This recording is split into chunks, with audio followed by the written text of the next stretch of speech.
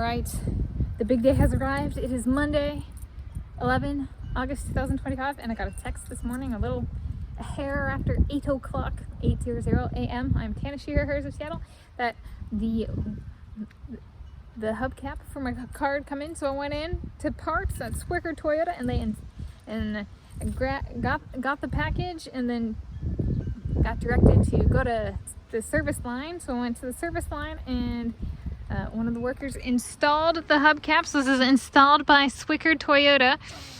And then they were like, pull around, and they checked my tires and put air in my tires, and they said that my tires, they were missing covers. So they actually put a cover on over where air is put into the tire. They did that for each one of the tires.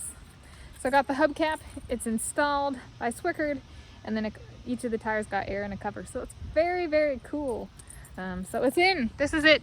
And it is different. However, it is not too different from what I had before. And it got installed on a different tire, a different wheel than the previous one, because they moved that one to the front from the back to cover the rest.